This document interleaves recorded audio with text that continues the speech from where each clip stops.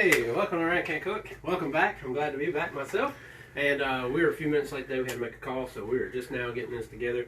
Today we're cooking jambalaya, some Louisiana. I'm not near as good as the people in Louisiana, but this is a good go-to if you're a rookie or a floating medic or whoever else gets to go. You've got an opportunity to kind of whip this together, and we're going to kind of go through that today. Big C, you're back. I'm back. Happy to be back. Happy to be back. Big C misses me. Said he's got some really good cooks out there, and I have some competition. So that's good. I like to hear competition.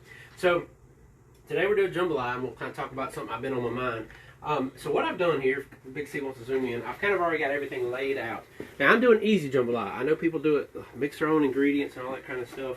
I use the box. Nothing wrong with the box. It doesn't take as long. I've put the water in there. Now, what I've done is I've cooked about 3.5 pounds of chicken breast there, cut them up in bite-sized pieces, and I'm using the water from that to use as my main roux here.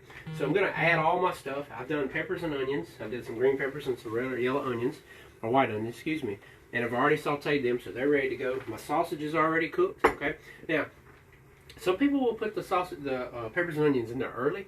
And the problem with that is sometimes this doesn't make it soft enough, and it'll be kind of crispy. It's like crunchy jambalaya. Nobody wants crunchy. So anyway, the pack's here, and I also will add 1 can of no salted diced tomatoes, kind of spice it up. We got a little Louisiana hot sauce over there for Big C. We're kind of going from there. So, see if you enjoyed your time being away from everybody. Yeah, no, I'm happy to be back. Happy to be back. Well, nothing like being home. Nothing like being at the house. So I'm going to go ahead and start mixing and putting all the ingredients in, the sausages in. Now I'm doing chicken and sausage, but if you want to add shrimp, you can. I do recommend one thing if you're going to add shrimp. You're going to wait to about the last 3 or 4 minutes. Make sure it's peeled and deveined, of course, and washed off real good, and you'd add that in the end because it'll get really hard and tough. So I've added my sausage.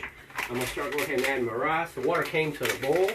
The pack, like I said, I'm using like a family pack for us. I'm using a family pack and then a regular pack because we're kind of like a big family that eats a lot of food. And we feel that's the family pack. And this got a lot of the peppers and spices and stuff in it, so you don't really need to add any extra. You can if you like it hotter. They do make, this is mild, but they do make hot, and you can do that. Or, if the kids are not huge fans, you can always add cheese to it. And they do make a cheesy version, which I know Big C likes the cheesy version. Yes. Alright, so we're going to kind of mix that up. It's got all the peppers and all the different ingredients in there. And we'll keep adding in it. Now, this will probably take about 25 or 30 minutes once I bring it back to a boil. And then what I'm going to do is, I'm going to allow it to come back, and then I'm going to cut it down to low and put a lid on it. And it's one of my, what I call set it and forget it meals. It'll still take you about an hour, because by the time you cut the chicken up, and by the time you boil the chicken, it takes about 15-20 minutes. Then you're going to have to kind of go from there. So I've got all that done. All I've got left now is my tomatoes. I'll add that in here.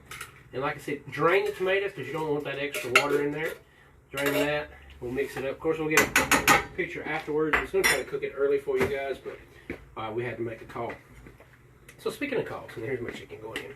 So speaking of calls, one of the things we, several years ago, the fire department came out in what we call non-emergency calls. And what they're trying to do is get people to understand there's certain times you should call the fire department and certain times you can't. We teach kids this all the time.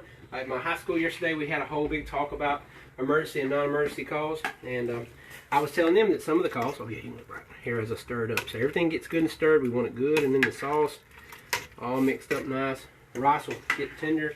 And then it'll almost evaporate the water. One of the keys here is not to overcook this, okay? So when you cut it on low, set the timer for about 20-25. Come in here and look how thick. And you kind of want it still a little bit moist. You don't want it just completely dried out because it's kind of tough. But this is a great meal to make for 2 meals like we're doing today. So I won't have to touch this again. The guys can kind of use it. They use crackers and a little bit of hot sauce. And so once it gets back to a boil, which shouldn't take just a second. Anyway, so non-emergency calls. So I was telling the kids the other day, students, about some of the calls that we make. And I showed them the video. We actually have a good one on YouTube that Daryl Harmon did. It was really good, I thought. But one of the calls that he talks about in that is somebody constipated and needed you just to come there, I guess, console them. I'm not really sure, but not that we don't mind helping, but the problem is a lot of times when we make these non-emergency calls, we can't go on actual real calls, like real heart attacks, real strokes, real car wrecks, things like that. So that's the reason why we don't tie it up.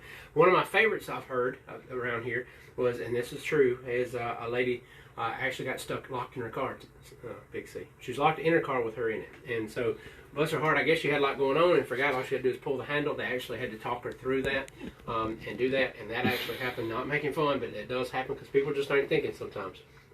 And then one of my, a relative of mine told me one time, was they went on a call and it was supposed to be a lift assist. And we do that. We go pick people up that fall, can't get up sometimes, and that's okay. We do it all the time if they need us.